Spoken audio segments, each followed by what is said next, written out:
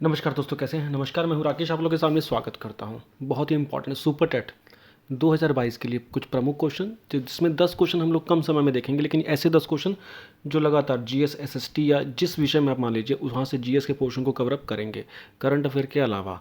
बहुत important question, इसके साथ साथ ही बहुत इंपॉर्टेंट क्वेश्चन केवीएस पीआरटी के लिए भी। और यूपी पीसीएस अगर आप देते हैं तो आपने ये क्वेश्चन कुछ यूपी पीसीएस में देखे होंगे, लेकिन मेनली ये क्वेश्चन सुपर टेट और उससे निचले स्तर की परीक्षाओं के लिए खास तौर से हैं। या ऐसे अगर आप पेट की प्रिपरेशन कर रहे हैं या लेखपाल की प्रिपरेशन कर रहे हैं तो भी आप ये क्वेश्चन देखने को आपको मिलेंगे। पहला क्वेश्चन आपकी स्क्रीन पे दिख रहा होगा। समाज में समानता होने के निहितार्थ यह है कि उसमें क्या हो, मतलब सोसाइटी में इक्वलिटी को डायरेक्टली डिफाइन ना करते हुए इनडायरेक्टली डिफाइन करता है कौन सी बात, है ना? इनमें से कौन सी बात समानता के बारे में बात करती है? पहला, कि विशेषाधिकार ना हो। दूसरा, अवरोधी का अभाव हो। तीसरा, प्रतिस्पर्धा का अभाव हो। चौथा, विचारधारा का अभाव हो। मतलब ऐसा समाज जिसमें किसी को स्पेशल प्रिविलेज ना हो, वो समानता देता है इनडायरेक्टली, सही बात है। ऐसा समाज जिसमें कोई रेजिस्टेंस ना हो, तो ये सूट नहीं कर रहा। ऐसा समाज जिसमें कंपटीशन ना हो, ये भी समानता नहीं है।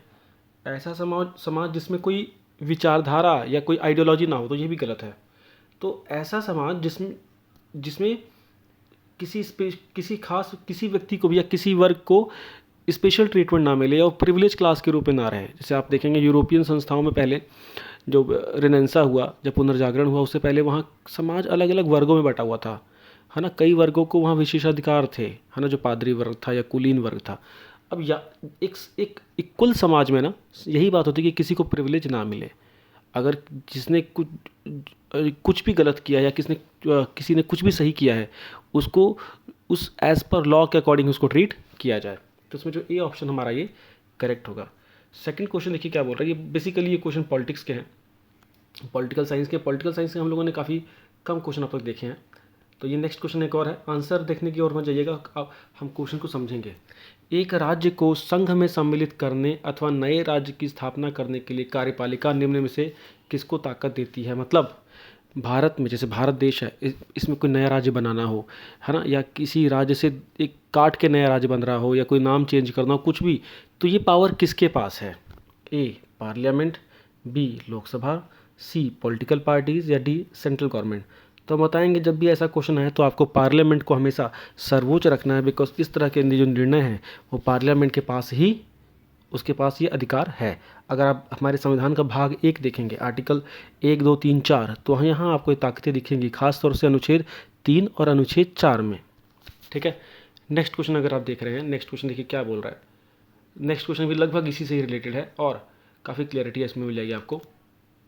यदि भारतीय संघ में, ये मतलब इंडियन यूनियन में, किसी नए राज्य का गठन किया जा रहा है तो संविधान के किस शेड्यूल में या किस अनुसूची में संशोधन करना होगा? First, fifth schedule, third schedule, second schedule या फर्स्ट शेड्यूल? मतलब पहली अनुसूची में आपको अमेंडमेंट करना होगा। पहली अनुसूची और पहला भाग हमारे कॉन्स्टिट्यूशन का फर्स्ट शेड्यूल और फर्स्ट पार्ट अफेक्ट होता है, जिसमें डायरेक्ट बात की जाती है फॉर्मेशन ऑफ स्टेट, है ना, कि India is A union of states की जो डेफिनेशन है। ठीक है, तो जो हमारा डी ऑप्शन है बच्चे ये करेक्ट हो गया। नेक्स्ट क्वेश्चन अगर आप इसी के साथ चलते हैं, फोर्थ क्वेश्चन पे हम लोग आ गए हैं। फोर्थ क्वेश्चन क्या बोल रहा है? बहुत इजी सा क्वेश्चन है। इनमें से कौन सा जो शहर है या जगह है वो यूनियन टेरिटरी में नहीं आती है, केंद्र शासित प्रदेशों में नहीं आती है? क्वेश्चन अगर आपसे मैं भी पूछूं कि वर्तमान में भारत में कितने राज्य हैं और कितने केंद्र शासित प्रदेश हैं, तो आपको ध्यान देना होगा। भारत में 28 राज्य हैं, पहले 29 थे, तो वहाँ से एक राज्य जो आपका कट गया, है ना, जम्मू कश्मीर, वो यूनियन टेरिटरी में कन्वर्ट हो गया, जम्मू कश्मीर और लद्दाख। और पहले 29 राज्य और 7 यूटी थे, तो कट के कितने हो गए? 28 राज्य और 9 यूटी। उसके बाद दादर नगर हवेली और दमन दीव मर्ज हो गए। तो वर्तमान में हमारे पास 28 स्टेट हैं और 8 यूटी हैं। इसको आपको ध्यान देना होगा। तो अंडमान निकोबार भी हमारा यूटी है, दमन दीव भी यूटी है, पुदुचेरी भी यूटी है। तो गोवा ये क्या है? ये स्टेट है बच्चे। बहुत बेसिक सा क्वेश्चन है, लेकिन इसको आपको ध्यान देना होगा। नेक्स्ट क्वेश्चन, इनमें से कौन सी स्टेटमेंट गलत है? ठीक है, बहुत मस्त क्वेश्चन है। इनमें से कौन सी स्टेटमेंट गलत है, ये आप कंफ्यूज हो सकते हैं इसमें। पहला स्टेटमेंट बोला कि गोवा को 1987 में फुल स्टेटहुड मिला, पूर्ण राज्य का दर्जा मिला। हाँ जी, बिल्कुल सही बात है, पूर्ण राज्य का दर्जा मिला। और 56वां अमेंडमेंट भी देखो इसी समय हुआ था, है ना, कि दादर नगर हवेली को इससे अलग किया गया था। पहला स्टेटमेंट तो करेक्ट है।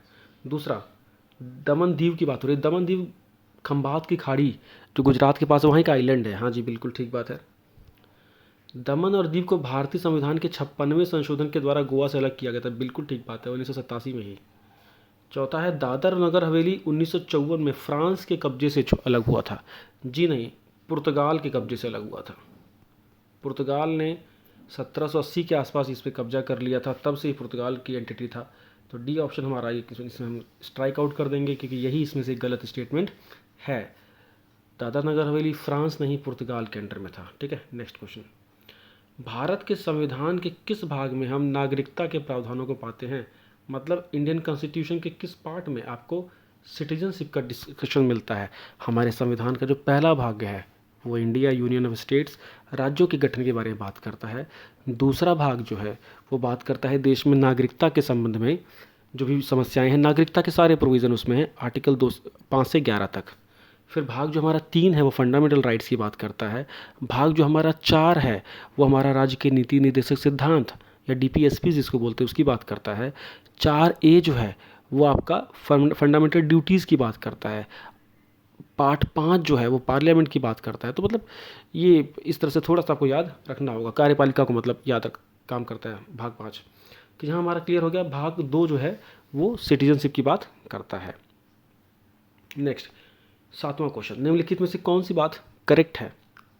भारतीय संविधान में मूल अधिकारों को शामिल करने के लिए नेहरू रिपोर्ट 1928 में जो आई थी उसने समर्थन किया था।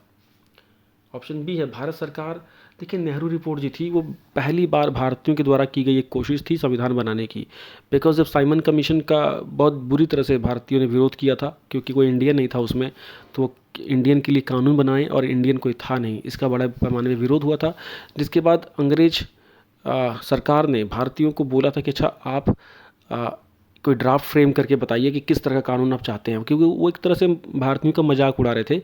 उनको लगता था कि इंडियंस इस लायक नहीं है कि कोई इतना बड़ा बिल फ्रेम कर सकते हैं। तो मोतीलाल नेहरू की अध्यक्षता में 9 सदस्यों की कमेटी बनी थी और उन्होंने रिपोर्ट सौंपी थी और उस रिपोर्ट को ही नेहरू रिपोर्ट बोला जाता है। तो नेहरू रिपोर्ट किसने सौंपी थी? मोतीलाल नेहरू ने। जवाहरलाल नेहरू ध्यान नहीं थे, ध्यान दीजिएगा। तो ये पहली बार कोशिश थी भारतीयों के द्वारा और उसमें फंडामेंटल राइट की बात की गई थी। साथ में डोमिनियन स्टेटस, पूर्ण आज़ादी की बात नहीं की गई थी, डोमिनियन स्टेटस की बात की गई थी। ठीक है, चलिए, तो यही स्टेटमेंट जो हमारा करेक्ट है, बाकी सारे स्टेटमेंट यहाँ गलत है। ठीक है, चलिए नेक्स्ट। भारतीय संविधान के किस अनुच्छेद के अंतर्गत नागरिकों को मौलिक अधिकार प्रदान किए गए हैं? आपको पता है फंडामेंटल राइट की बात कर रहे हैं। हमारे संविधान का भाग 3 आर्टिकल 12 से लेके और आर्टिकल 35 तक सारा। ठीक है, 6 इंपॉर्टेंट फंडामेंटल राइट्स हैं जिसके अंतर्गत सब राइट्स भी बहुत सारे हैं। ठीक है जी। 9वां क्वेश्चन, धर्म के आधार पे विभेद करना गलत है ना? धर्म के आधार पे विभेद नहीं हो सकता है। ये जो राइट है ये किसके अधीन में इसको डिस्क्रेट किया जा सकता है या वर्गीकृत किया जा सकता है? ए, धर्म की स्वतंत्रता के अधिकार के अंतर्गत, शोषण के विरुद्ध अधिकार, सांस्कृतिक और शैक्षिक अधिकार या समता का अधिकार। तो डी ऑप्शन करेक्ट है भाई, समानता के अधिकार में तो बोला गया कि बिना किसी जात पात धर्म, है ना, लिंग भेद में भेद किए बिना हम सबको एक समान मानेंगे। तो वही बात है कि धर्म के आधार पर भेद नहीं किया जा सकता, मतलब समानता के अधिकार में ये हमारा धर्म के आधार पर जो विभेद है वो सामने आता है। ठीक है, नेक्स्ट क्वेश्चन। तो डी ऑप्शन हमारा करेक्ट हो चुका है ना। 10वां क्वेश्चन बोल रहा है कि हमारे संविधान का कौन सा भाग बच्चों के शोषण के विरुद्ध मौलिक अधिकार से संबंधित है? बताइए। बच्चों के शोषण के विरुद्ध आर्टिकल 24। देखिए, आर्टिकल 23 और 24 बहुत ही इंपॉर्टेंट है। ये चाइल्ड लेबर और बच्चों के शोषण से जुड़ा हुआ है। तो अनुच्छेद 23, अनुच्छेद 24 और बच्चों के शोषण के विरुद्ध खास तौर से अनुच्छेद 24 जो है आर्टिकल 24 है वो जुड़ा हुआ है। तो ये था 10वां क्वेश्चन। 10 क्वेश्चन कितने कम समय में, और सारे एक से एक हैं, जानदार हैं। इनको लिखिएगा जरूर। ठीक है, उम्मीद करता हूँ ये वीडियो, छोटी सी वीडियो आपको अच्छी लगी होगी। Thank you so much. Bye bye.